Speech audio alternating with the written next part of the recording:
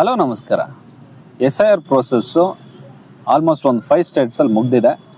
ಈಗ ಕರ್ನಾಟಕದಲ್ಲೂ ಕೂಡ ಶುರುವಾಗಲಿದೆ ಜೂನ್ 30th. ಇದ್ರ ಬಗ್ಗೆ ಒಂದು ಕತೆ ಹೇಳೋಣ ಅಂತ ಇಷ್ಟಪಡ್ತೀನಿ. ಒಬ್ಬರು ವಯೋವೃದ್ಧರು ಇರ್ತಾರೆ. ಅವ್ರ ಊರು ಬಂದು ಒಂದು ಬೆಟ್ಟದ ತಪ್ಪಲಲ್ಲಿರುತ್ತೆ. ಅವ್ರೇನು ಮಾಡ್ತಾರೆ, ಅಲ್ಲಿ ಒಂದು ರೈಲು ದಿನ ಸಂಚರಿಸ್ತಾ ಇರುತ್ತೆ. ಅದಕ್ಕೆ ಪ್ರತಿದಿನ ಕೆಂಪು ಬಾವುಟನ ತೋರಿಸೋದು ಅವ್ರ ಕೆಲಸ.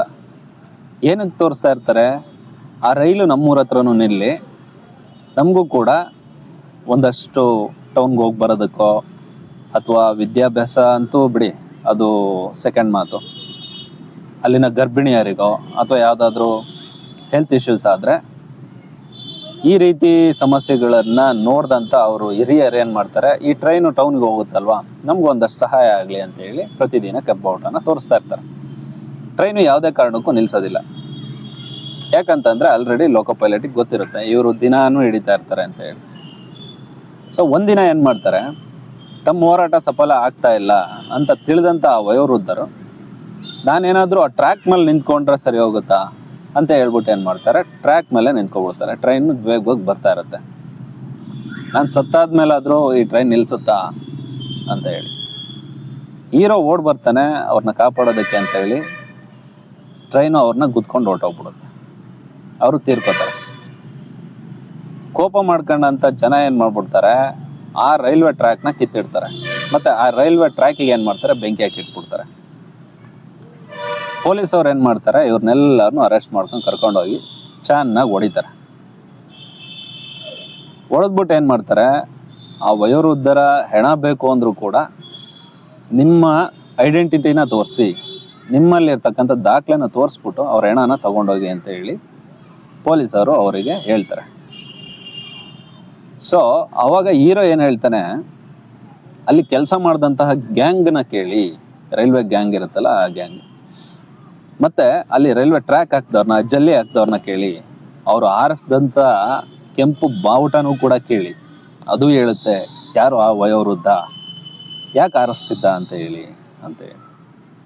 ಆದರೂ ಕೂಡ ಪೊಲೀಸರು ಒಪ್ಪೋದೇ ಇಲ್ಲ ಆ ಹೆಣನ ಕೊಡೋದಕ್ಕೆ. ಪೊಲೀಸರು ಏನು ಮಾಡ್ತಾರೆ, ಇದನ್ನು ಅನಾಥ ಶವ ಅಂತ ಹೇಳಿ ಘೋಷಣೆ ಮಾಡ್ತೀವಿ, ಮುನ್ಸಿಪಾಲ್ಟಿಯವರು ಇದನ್ನು ಸುಟ್ಟಾಕ್ತಾರೆ ಅಂತ ಹೇಳ್ತಾರೆ. ಹೀರೋ ಆ ಒಂದು ಶವನ ತರೋದಕ್ಕೆ ತುಂಬ ಹೋರಾಟ ಮಾಡ್ತಾನೆ. ಇದಾದ ನಂತರ ಏನು ಮಾಡ್ತಾರೆ, ತನ್ನ ಊರಿಗೆ ಒಂದು ಐಡೆಂಟಿಟಿ ಥರನ, ಆ ಹಿರಿಯರಿಗೆ ಒಂದು ಗೌರವ ಸೂಚಿಸೋಣ ಅಂತ ಹೇಳ್ಬಿಟ್ಟು ಏನು ಮಾಡ್ತಾನೆ, ಕುಸ್ತಿಗೆ ಸೇರ್ಕೊತಾನೆ.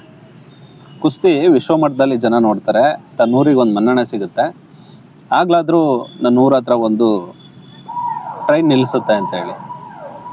ಬಟ್ ಏನಾಗುತ್ತೆ, ಫೈನಲ್ಸಲ್ಲಿ ಅವನಿಗೆ ಕಾಲು ಸ್ವಾಧೀನ ಕಳ್ಕೊಳ್ಳುತ್ತೆ. ಆಗೇನು ಮಾಡ್ತಾನೆ, ತನ್ನ ಕಾಲನ್ನ ಕಟ್ ಮಾಡ್ಕೊತಾನೆ. ವೇಗವಾಗಿ ಹೋಗ್ತಿದ್ದಂಥ ಟ್ರೈನಲ್ಲಿ ಏನು ಮಾಡ್ತಾನೆ, ತನ್ನ ಕಾಲನ್ನ ಹೊರಗಡೆ ಇಟ್ಟು ಒಂದು ಕಂಬು ಕೊಡ್ಕೊಂಡು ಆ ಕಾಲನ್ನ ಏನು ಮಾಡ್ತಾನೆ, ಡಾಕ್ಟ್ರು ಕಟ್ ಮಾಡಿ ತೆಗಿತಾರೆ. ಕೊನೆಗೆ ಅವನು ಏನು ಮಾಡ್ತಾನೆ, ರನ್ನಿಂಗ್ ರೇಸಿಗೆ ಸೇರ್ಕೊತಾನೆ. ರನ್ನಿಂಗ್ ರೇಸಿಗೆ ಸೇರ್ಕೊಂಡು ಕೃತಕ ಕಾಲನ್ನು ಜೋಡಿಸ್ಕೊಂಡು ವಿಶ್ವ ದಾಖಲೆ ಮೆರೀತಾನೆ, ಅಂದರೆ ಗೆಲ್ತಾನೆ ಆ ಒಂದು ರನ್ನಿಂಗ್ ರೇಸಲ್ಲಿ. ಸೊ ಆವಾಗ ಗೋಲ್ಡ್ ಮೆಡಲ್ ಹಾಕಕ್ಕೆ ಬರ್ತಾರೆ. ಬಟ್ ಆದರೆ ಅವ್ನು ಕೇಳ್ತಕ್ಕಂಥದ್ದು, ನನಗೆ ಗೋಲ್ಡ್ ಮೆಡಲ್ ಬೇಡ, ಮೈಕ್ನ ಕೊಡಿ, ಆ ಒಂದು ಮೈಕ್ನ ಕೊಡಿ, ನಾನು ಮಾತಾಡಬೇಕಿದೆ ಅಂತ ಹೇಳಿ. ಆ ಮೈಕ್ನ ಕೊಟ್ಟಾಗ ಏನು ಹೇಳ್ತಾನೆ, ಇಲ್ಲಿನ ಒಂದು ಪ್ರಾಣಿ, ಹುಲಿಗೆ ಕೂಡ ರಾಷ್ಟ್ರ ಪ್ರಾಣಿ ಅಂತ ಘೋಷಣೆ ಮಾಡ್ತೀರಾ, ಒಂದು ಪಕ್ಷಿಗೆ ರಾಷ್ಟ್ರ ಪಕ್ಷಿ ಅಂತ ಹೇಳಿ ಘೋಷಣೆ ಮಾಡ್ತೀರಾ, ಆದರೆ ಇಲ್ಲಿ ಕೆಲಸ ಮಾಡಿ ಇಲ್ಲಿ ದುಡಿತಕ್ಕಂಥ ಜನಗಳಿಗೆ ನೀವು ಒಂದು ಮನ್ನಣೆನೇ ಕೊಡ್ತಾ ಇಲ್ವಲ್ಲ. ನನ್ನ ಊರಿಗೆ ಒಂದು ಮನ್ನಣೆ ಸಿಗಬೇಕು, ನನ್ನ ಜನಗಳಿಗೆ ಒಂದು ಮನ್ನಣೆ ಸಿಗಬೇಕು, ಒಂದು ಐಡೆಂಟಿಟಿ ಸಿಗಬೇಕು, ನನ್ನ ಊರಿಗೆ ಒಂದು ಹೆಸರು ಬರಬೇಕು ಅಂಥೇಳಿ. ಯಾಕಂದರೆ ಅವ್ರ ಊರಿಗೆ ಒಂದು ಹೆಸರು ಇರೋದೇ ಇಲ್ಲ, ಅಲ್ಲಿ ಅಷ್ಟು ಜನ ಬದುಕ್ತಾ ಇರ್ತಾರೆ. ಯಾಕೆಂದರೆ ಅಲ್ಲಿ ವೋಟಿಂಗ್ ರೈಟ್ಸ್ ಇರೋದಿಲ್ವಲ್ಲ. ಸೊ ವೋಟಿಂಗ್ ರೈಟ್ಸ್ ಇದ್ದಿದ್ರೆ ಆ ಊರ ಹತ್ರ ರೈಲೂ ನಿಲ್ಲೋದು, ನೀರೂ ಕೊಡೋರು, ರಸ್ತೆ ವ್ಯವಸ್ಥೆನೂ ಇರೋದು, ಕರೆಂಟ್ ವ್ಯವಸ್ಥೆನೂ ಇರೋದು. ಯಾವುದೂ ಇಲ್ಲದೆ ಇರೋ ಕಾರಣ ಏನು ಮಾಡಿರ್ತಾರೆ, ರಾಜಕಾರಣಿಗಳು ನಿರ್ಲಕ್ಷ್ಯ ವಹಿಸಿರ್ತಾರೆ. ಸೊ ಹೀರೋ ಏನು ಕೇಳ್ತಾನೆ, ತನ್ನ ಊರಿಗೆ ಆದಷ್ಟು ಸಿಗಲಿ ಅಂತ ಹೇಳಿ.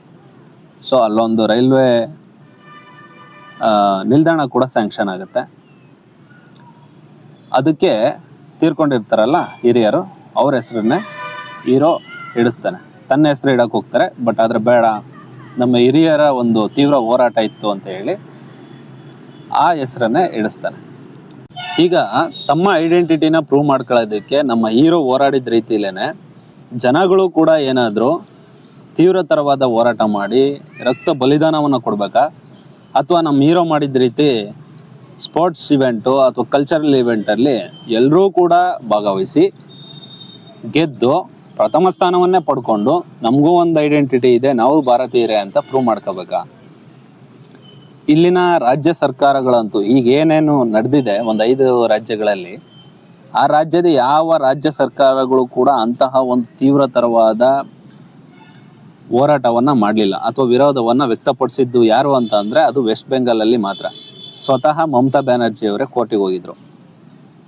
ಹಾಗಾದ್ರೆ ಕರ್ನಾಟಕ ರಾಜ್ಯದಲ್ಲಿ ಯಾರಿವತ್ತು ಕೋರ್ಟಿಗೆ ಹೋಗಿ ಅಥವಾ ಜನಗಳನ್ನ ಸಂಘಟಿಸಿ ತೀವ್ರತರವಾದ ಹೋರಾಟವನ್ನ ಮಾಡಿ ಜನಗಳ ಒಂದು ಐಡೆಂಟಿಟಿನ ರಕ್ಷಿಸ್ತಾರೆ? ಯಾರೂ ಕೂಡ ಇಲ್ಲ. ಇಲ್ಲಿರ್ತಕ್ಕಂಥ ರಾಜ್ಯ ಸರ್ಕಾರದವರು ಕೂಡ ಏನು ಹೇಳ್ತಾ ಇದ್ದಾರೆ, ನಿಮ್ಮ ಓಟ್ ಏನಾದರೂ ಅಮಾನ್ಯವಾದಲ್ಲಿ ಇಲ್ಲಿ ಬರ್ತಕ್ಕಂಥ ಗ್ಯಾರಂಟಿ ಯೋಜನೆಗಳನ್ನು ಕೂಡ ನಾವು ನಿಮಗೆ ಕೊಡೋದಿಲ್ಲ ಅಂತೇಳಿ.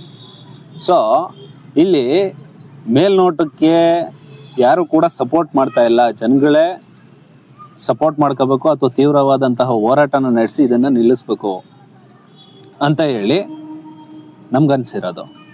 ಬಟ್ ಆದರೆ ಇದೊಂದು ಒಳನೋಟ ನೋಡಿದ್ರೆ ಇದು ಎಲ್ಲ ಪಕ್ಷದವ್ರಿಗೂ ಬೇಕಿದೆಯಾ ಅಂತ ಅನ್ನಿಸ್ಬಿಟ್ಟಿದೆ. ಯಾಕಂತ ಅಂದರೆ ಜನಗಳು ಬುದ್ಧಿವಂತರಾಗ್ತಾ ಇದ್ದಾರೆ, ಜನಗಳು ಪ್ರತಿಯೊಂದು ಸವಲತ್ತುಗಳನ್ನು ಕೇಳ್ತಾ ಇದ್ದಾರೆ ಇವತ್ತು. ಸೊ ಅದೆಲ್ಲದನ್ನು ಒಂದು ಸ್ವಲ್ಪ ಜನಗಳನ್ನ ಮೆತ್ತಗೆ ಮಾಡಿದ್ರೆ ಏನಾದರೂ ಸರಿ ಹೋಗ್ಬೋದಾ? SIR ಪ್ರಕ್ರಿಯೆಯಲ್ಲಿ ಒಂದಷ್ಟು ಜನ ಔಟ್ ಆದರೆ ಇನ್ನಿದ್ದವ್ರಿಗೆಲ್ಲರಿಗೂ ಭಯ ಬರುತ್ತಾ?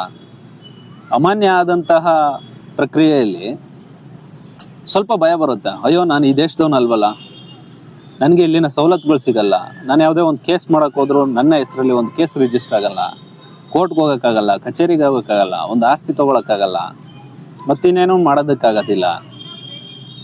ಸೊ ಈ ಒಂದು ಪ್ರಕ್ರಿಯೆನ ನಡೆಸ್ತಾ ಇರೋದು ಎಲ್ರಿಗೂ ಏನಾದರೂ ಖುಷಿ ವಿಚಾರನ, ಅಥವಾ ಒಳಗೆ ಎಲ್ಲರೂ ಕೂಡ ಎಲ್ಲ ರಾಜಕಾರಣಿಗಳು ಅಥವಾ ಎಲ್ಲ ಪಕ್ಷದವರು ಕೂಡ ಬೆಂಬಲವನ್ನು ವ್ಯಕ್ತಪಡಿಸ್ತಾ ಇದ್ದಾರಾ?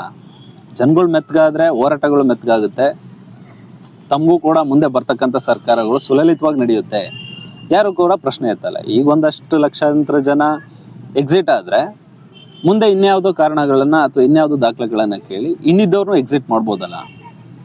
ಆಗ ಜನ ಭಯದಲ್ಲೇ ಇರ್ತಾರೆ. ಸೊ ತಾವು ಓಟ್ ಹಾಕ್ರಿ ಅಂದರೆ ಓಟ್ ಹಾಕ್ತಾರೆ, ತಮಗೆ ಮೂಲ ಸೌಕರ್ಯಗಳನ್ನ ಕೊಡೋದಿಲ್ಲ ಅಂತಂದ್ರೆ ಆಯ್ತು ಬಿಡಿ ಅಂತನೂ ಅಂತಾರೆ. ಅಂದ್ರೆ ಯಾವುದೇ ರಾಜ್ಯ ಸರ್ಕಾರ ಆಗಿರ್ಬೋದು, ಕೇಂದ್ರ ಸರ್ಕಾರ ಆಗಿರ್ಬೋದು, ಅದು ಸೆಂಟ್ರಲಲ್ಲಿ BJP ಇರಲಿ ಅಥವಾ ಸ್ಟೇಟಲ್ಲಿ ಕಾಂಗ್ರೆಸ್ ಇರಲಿ, ಅಥವಾ ಸ್ಟೇಟಲ್ಲೇ BJP ಇದ್ದು ಸೆಂಟ್ರಲಲ್ಲಿ ಕಾಂಗ್ರೆಸ್ ಇದ್ರೂ ಕೂಡ ಸೆಂಟ್ರಲ್ ಅವ್ರು ತಂದಿದ್ದಂತಹ ಎಲ್ಲ ಯೋಜನೆಗಳನ್ನು ಕೂಡ ಪರಿಪಾಲಿಸ್ತಕ್ಕಂಥದ್ದು ರಾಜ್ಯ ಸರ್ಕಾರದ ಹೊಣೆ ಆಗ್ಬಿಟ್ಟಿದೆ.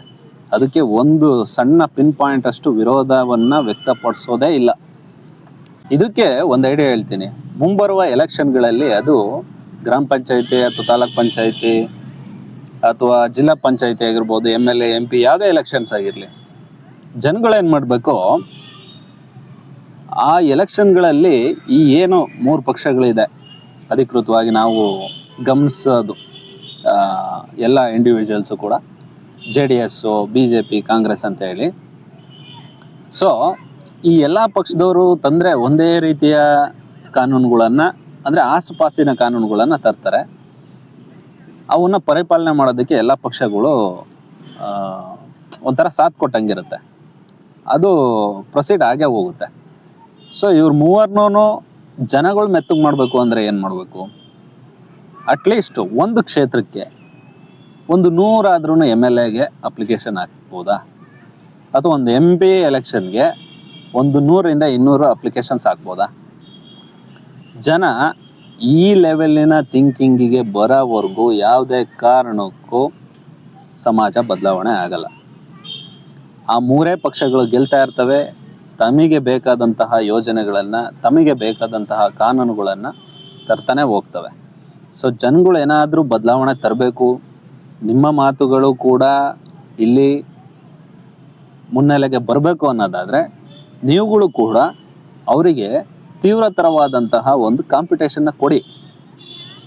ಒಂದು 100 ಜನ 200 ಜನ ನಿಂತ್ಕೊಳ್ಳಿ. ಅವಾಗ ಅವ್ರಿಗೂ ಕೂಡ ಭಯ ಬರುತ್ತೆ. ಓಹೋ, ನಾವು ತರ್ತಕ್ಕಂಥ ಯೋಜನೆಗಳಲ್ಲಿ ಸುಧಾರಣೆ ಇಲ್ಲ ಅಂತಂದರೆ ಜನಗಳು ನಮಗೆ ಕಾಂಪಿಟೇಷನ್ ಕೊಡ್ತಾರೆ ಅಂತ ಹೇಳಿ. ಒಂದು ಕಾಂಪಿಟೇಟಿವ್ ಎಕ್ಸಾಮ್ಗೆ ನಾವು 1 ಲಕ್ಷ ಪೋಸ್ಟ್ ಇದ್ದರೆ 3 ಲಕ್ಷ ಜನ ಹಾಕಿರ್ತೀವಿ. ಆದರೆ ಒಂದು ಎಲೆಕ್ಷನಿಗೆ 10-15 ಏನೋ ಅಪ್ಲಿಕೇಶನ್ಸ್ ಬಿದ್ದಿರ್ತವೆ. ಅದರಲ್ಲೂ ಕೂಡ ಒಂದಷ್ಟು ಜನ ಹಿಂದೆ ತಗೋತಾರೆ. ಆ ಎಲೆಕ್ಷನ್ VVPAT ನೋಡಿದ್ರೆ ಅದ್ರಾಗ ಒಂದು 10-15 ಹೆಸರುಗಳು ಮಾತ್ರ ಇರುತ್ತೆ. ಸೊ ಇದು ಜಾಸ್ತಿ ಆದಂಥ ಸಂದರ್ಭದಲ್ಲಿ ಮಾತ್ರ ಇಂತಹ ಕಾನೂನುಗಳನ್ನ ಸರ್ಕಾರಗಳು ರಚಿಸೋದನ್ನು ನಿಲ್ಲಿಸ್ತವೆ. ಆಗ ಭಯ ಬರುತ್ತೆ, ಜನಗಳು ಎಚ್ಚೆತ್ಕೊಂಡಿದ್ದಾರೆ ಅನ್ನೋದು ಅವ್ರಿಗೂ ಕೂಡ ಗೊತ್ತಾಗುತ್ತೆ. ಇದನ್ನು ಜನಗಳು ಮಾಡ್ತೀರಾ ಅನ್ನೋದೇ ದೊಡ್ಡ ಪ್ರಶ್ನೆ.